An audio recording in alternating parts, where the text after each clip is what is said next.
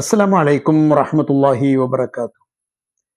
മഹദി ഖദീജ ബീവിയുമായി മഹാനായ നബി സല്ലല്ലാഹു അലൈഹി വസല്ലമ തങ്ങളുടെ മനസ്സിനെ ഇത്രമാത്രം അടുപ്പിച്ച മറ്റൊരു ഘടകം മക്കൾ തന്നെയാണ്. അതും ദാമ്പത്യ ജീവിതത്തിലെ വലിയ ഒരു പാഠമാണ്.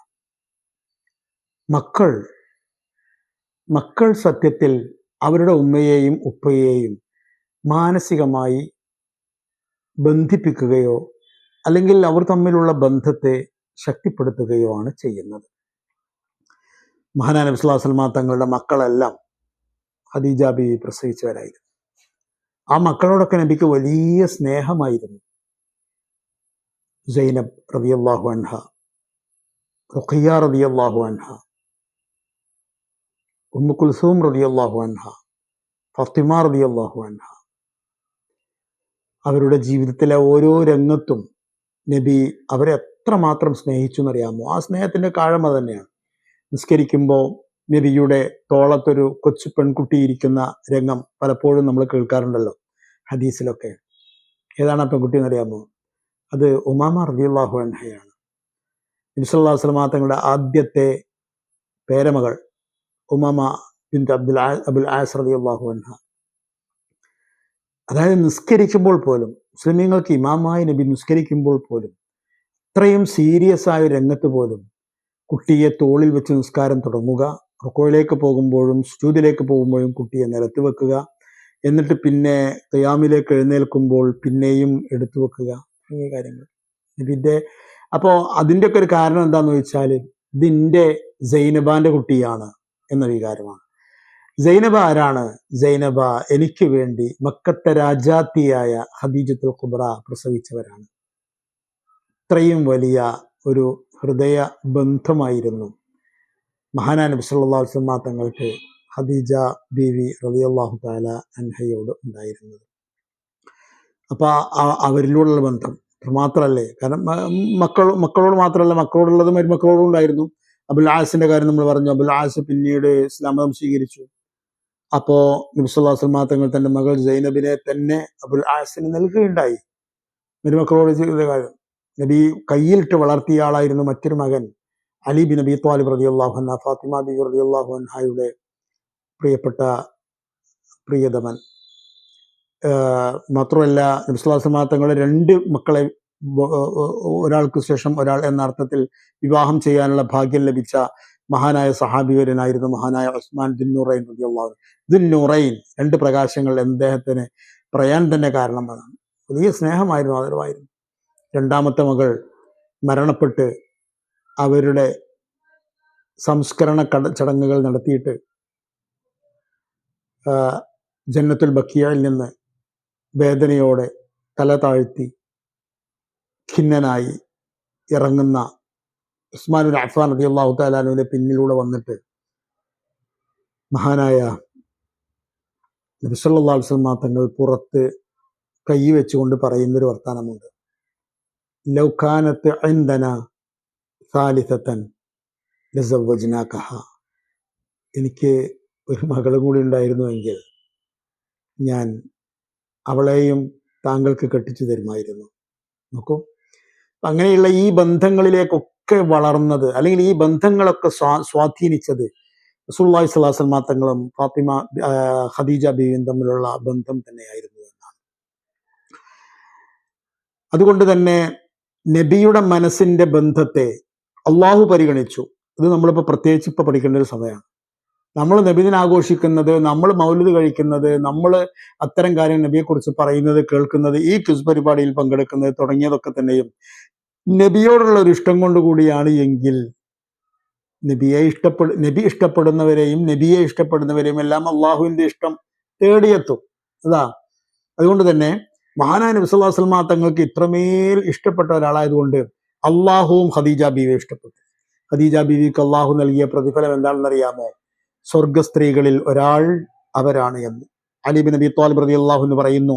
സമിഅതു റസൂലുള്ളാഹി സ്വല്ലല്ലാഹു അലൈഹി വസല്ലം യഖൂൽ, നബി പറയുന്നത് ഞാൻ കേട്ടിട്ടുണ്ട്, ഖൈറു ബനാതിഹ, ഈ ഭൂമിയിലെ ഏറ്റവും ഉത്തമകളായ വനിതകൾ മറിയമു ബിനതു ഇമ്രാൻ, മറിയം ബീവിയാണ്. അത്രയും വിശുദ്ധയാണ് അവര്. അവരുടെ ചരിത്രം എല്ലാവർക്കും അറിയാം. വഖൈറു നിസാഇഹ, ഈ ഭൂമുഖത്തുണ്ടായ പെണ്ണുങ്ങളിൽ വെച്ച് ഏറ്റവും ഖൈറായവർ ഖദീജ ബിന്ത് ഖുവൈലിദ് റളിയല്ലാഹു അൻഹ. കണ്ടോ, നബി സല്ലല്ലാഹു അലൈഹി വസല്ലം തങ്ങളുടെ ഇഷ്ടത്തെ അള്ളാഹു പരിഗണിച്ചതിന് അള്ളാഹു നബിയിലൂടെ തന്നെ ഈ ലോകത്തെ അറിയിക്കുന്ന കാര്യം കണ്ടോ. മാത്രമല്ല മഹാനായ റസൂലുള്ളാഹി സ്വല്ലല്ലാഹു അലൈഹി വസല്ലം തങ്ങൾ പറഞ്ഞു, അഫ്ളലു നിസാഇ അഹ്ലിൽ ജന്നത്തി അർബഅ, 4 പേരാണ് സ്വർഗ സ്ത്രീകളിൽ ഏറ്റവും ശ്രേഷ്ഠതയുള്ളവർ, ഉന്നതർ. ഖദീജ ബിന്തു ഖുവൈലിദ്, ഫാത്തിമ ബിന്തു മുഹമ്മദ്, മറിയം ബിന്തു ഇമ്രാൻ, ആസിയ ബിന്തു മുസാഹിം. ഇവരാണ് 4 പേർ എന്ന് മഹാനായ റസൂലുള്ളാഹി സ്വല്ലല്ലാഹു അലൈഹി വസല്ലം തങ്ങൾ പറഞ്ഞു. സംഭവബഹുലമായ ജീവിതമായിരുന്നു നബിയുടെയും ഖദീജ ബീവിയുടെയും ജീവിതം. അതുകൊണ്ട് തന്നെ ആ ജീവിതം നമുക്കെന്നും പാഠമാണ്. നമുക്ക് ഈ ക്ലാസ്സിൽ, ഈ സംസാരത്തിൽ ചില പരിമിതികൾ തീർച്ചയായും ഉണ്ട്. അത് വിശദമായി നമ്മൾ സംസാരിച്ചാൽ നമുക്ക് എവിടെയും എത്താൻ കഴിയില്ല. അതുകൊണ്ട് തന്നെയാണ് നമ്മൾ ഒരു കാര്യങ്ങളെ പറഞ്ഞു പോയത്. അതേസമയം എത്രയോ വാള്യങ്ങൾ ഖദീജ ബീവിയെക്കുറിച്ച് എഴുതാൻ നമുക്ക് പറ്റും. എത്രയോ ഗ്രന്ഥങ്ങളിൽ അത് എഴുതപ്പെട്ടിട്ടുണ്ട്. മഹാനായ റസൂലുള്ളാഹി സ്വല്ലല്ലാഹു അലൈഹി വസല്ലം തങ്ങളുടെ സ്നേഹത്തിന്റെ ഭാജനം ഖദീജത്തുൽ കുബ്ര റളിയല്ലാഹു അൻഹ. അവർ വഫാത്തായതിനെ സംബന്ധിച്ച് നമ്മൾ നേരത്തെ പറഞ്ഞു. പ്രവാചകത്വത്തിന്റെ 10ാം വർഷം റമളാൻ മാസത്തിലായിരുന്നു ഖദീജ ബീവി റളിയല്ലാഹു അൻഹ വഫാത്തായത്. നബിയെ സംബന്ധിച്ചിടത്തോളം താങ്ങാനാവാത്ത ദുഃഖമായിരുന്നു അത്. വലിയ ദുഃഖമായിരുന്നു. നബിയുടെ മുമ്പിൽ ഒരുപാട് പ്രശ്നങ്ങളുണ്ട്, സാമൂഹ്യ പ്രശ്നങ്ങൾ. തൻ്റെ പ്രബോധനം ആരംഭിച്ചു.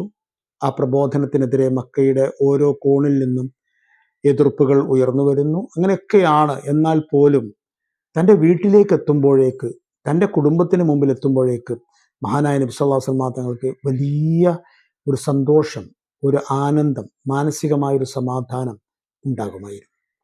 അതെല്ലാം ഖദീജ ബീവിയുടെ കഴിവ് തന്നെയാണ്.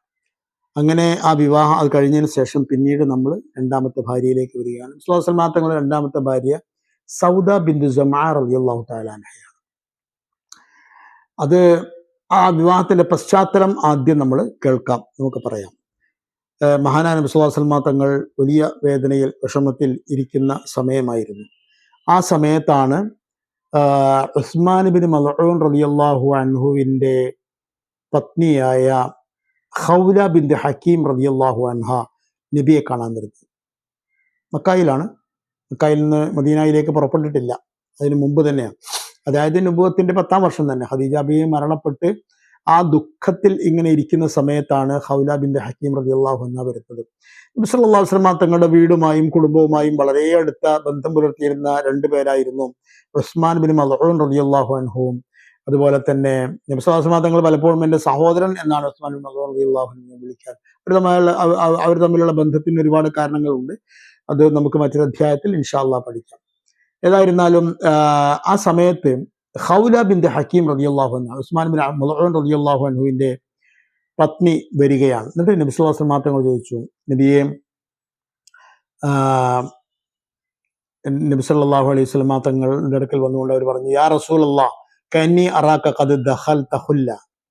നബിയെ, താങ്കൾക്ക് ജീവിതത്തിൽ ഒരു വിടവ് സംഭവിച്ചതുപോലെ തോന്നുന്നുണ്ടല്ലോ. ആണ് ഖുല്ല. വലിയ ഒരു നല്ല പ്രയോഗമാണ് അവർ പ്രയോഗിക്കുന്നത്. നബിയെ, ഭാര്യ മരിച്ചല്ലോ, ഇനിയൊരു വേറെ ഒരു പെണ്ണ് കെട്ടണ്ടേ എന്ന് ചോദിക്കുകയല്ല ചെയ്യുന്നത്. അങ്ങനെ സംസ്കാരമുള്ള സമൂഹത്തിൽ ഒക്കെ ഒരു ഒളിയോടെ മറയോടുകൂടിയാണ് സംസാരിക്കുക. അപ്പോൾ പൊതുവെ അങ്ങനെയാണ് നബി സല്ലല്ലാഹു അലൈഹി വസല്ലം തങ്ങളുടെ സ്വഭാവം. അതാണ് ഇസ്ലാമിൻ്റെ സ്വഭാവവും അത് തന്നെയാണ്. ഏതായിരുന്നാലും ഖൗല ബിന്ത് ഹക്കീം റളിയല്ലാഹു അൻഹ വന്നിട്ട്, അവർ ബനി സലം കുടുംബക്കാരിയാണ്. അവർ വന്നിട്ട് പറഞ്ഞു, നബിയെ, കന്നി അറാക ഖദ് ദഖലത്ക ഖുല്ല, അതായത് ഒരു വിടവ്, ഒരു സങ്കടം വന്നു അല്ലേ എന്ന് പറഞ്ഞു. ബിഫഖ്ദി ഖദീജ ബീവിയുടെ പോക്കോടുകൂടെ. ഫഖാല, അപ്പം നബി പറഞ്ഞു, അജൽ, അതെ, കാനത്ത് ഉമ്മൽ അയാൽ. ഞാൻ നേരത്തെ പറഞ്ഞല്ലോ, ഭാര്യയുടെയും ഭർത്താവിൻ്റെയും ബന്ധത്തെ ശക്തിപ്പെടുത്തുന്ന മക്കളാണ്. ചില കുടുംബങ്ങളിലൊക്കെ ഉണ്ട്, നമ്മൾ അറിയുന്ന ഒരുപാട് കുടുംബങ്ങളുണ്ട്. ഭാര്യയും ഭർത്താവും തെറ്റിയാൽ കുറച്ച് മക്കളും ഉമ്മാൻ്റെ ഒപ്പം നിൽക്കും, കുറച്ച് ആൾക്കാർ വാപ്പാൻ്റെ ഒപ്പം, എന്നിട്ട് യുദ്ധത്തോട് യുദ്ധമാണ്. അങ്ങനെയല്ല. മക്കൾ എന്ന് പറയുന്നത് മാതാവിൻ്റെയും പിതാവിൻ്റെയും സമാധാനമാണ്, സന്തോഷമാണ്, അനുഗ്രഹമാണ്. രണ്ടുപേർക്കും അള്ളാഹു നൽകുന്ന അനുഗ്രഹമാണ്, ഒരാൾക്ക് നൽകുന്ന അനുഗ്രഹമല്ല.